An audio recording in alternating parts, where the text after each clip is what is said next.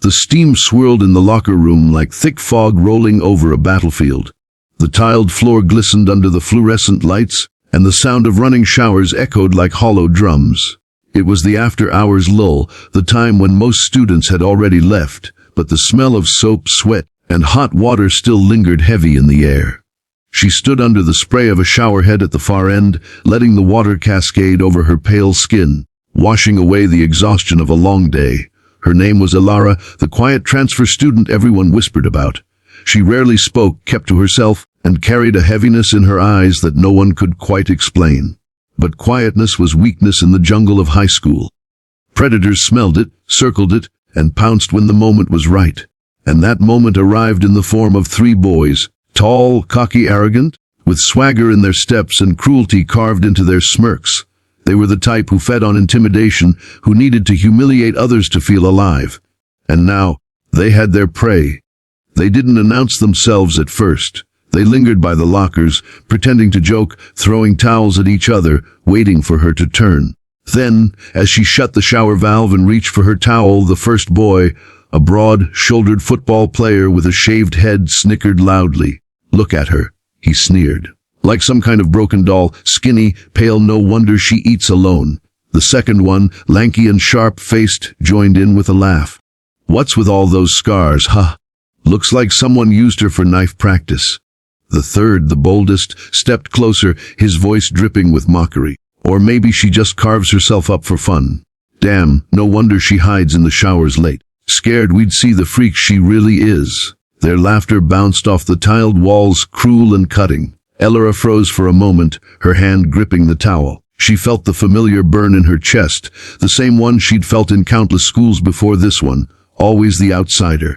Always the target. Her silence made her look powerless, and her refusal to fight back only made them bolder. But this time they crossed the line. One of them darted forward, yanking the towel from her hand before she could cover herself. The others howled, pointing, mocking.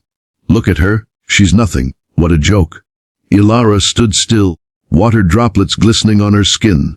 For a heartbeat, she looked fragile, naked, cornered, stripped of dignity. Their laughter grew louder, echoing like wolves circling prey. They expected her to break, to run, to cower. But instead, she turned, slowly, deliberately. And that was when they saw it. Across her back, inked into her skin, stretched a crest, a bold insignia. Sharp lines and symbols interwoven into a mark that was unmistakable to anyone who had ever seen it before. A crest of eagles, blades, and shadows. A crest that didn't belong to tattoos from a parlor or designs copied from the internet. No, this was military, this was blood, this was heritage. The crest of the special forces. The laughter stopped like a cut wire. Their grins faltered. Their throats tightened as silence crashed into the room. They knew enough to understand. They'd seen that insignia on documentaries, on posters of elite soldiers, on the backs of men who had survived wars and missions that normal people couldn't even imagine. It was a mark not given lightly, not worn for decoration. It was earned through fire, pain, and sacrifice. The tallest boy swallowed hard, suddenly aware of how small he felt. What is that?" His voice cracked despite himself. Elara didn't answer. She reached calmly for her towel, wrapped it around herself, and looked at them with eyes so steady it froze the blood in their veins. For the first time, they weren't looking at a victim. They were staring into the gaze of someone who carried ghosts they couldn't understand. The third boy tried to laugh it off, but it came out weak. "What? You get that from some tattoo shop?" Trying to act tough, Ilara's lips curved in the faintest smile. It wasn't warm, it wasn't mocking. It was the kind of smile that soldiers carried after seeing hell and walking back alive. The kind that said, "You don't even know the world you've stepped into." She finally spoke, her voice low, steady, and cold as steel. "That crest belonged to someone who taught me things you'll never forget. If you're foolish enough to push me." The boys shifted uneasily, glancing at each other. The bravado was draining out of them, leaking away with each second of her unwavering stare. Because suddenly, the scars they had mocked didn't look like weakness. They looked like survival. They looked like stories written in flesh, chapters carved by training, pain, and battles they could never comprehend. Elara brushed past them, silent and unflinching. The steam followed her like a shroud as she walked toward her locker. She didn't hurry. She didn't run. She moved with the calm confidence of someone who had already faced far worse than teenage bullies. The three boys stood frozen, trapped in the echo of what they'd just seen. For the first time, they weren't laughing.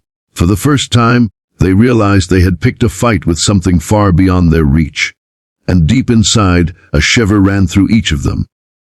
Because once you see the mark of a soldier, you can never unsee it, and once you look into the eyes of someone who carries it, you never forget the warning hidden there. Elora sat down, pulling her clothes from her locker, her movements precise, controlled. She didn't need to strike them, not yet. She didn't need to shout. The silence she left in her wake was louder than any punch. But one thing was certain, this wasn't over. Not for them. And definitely not for her.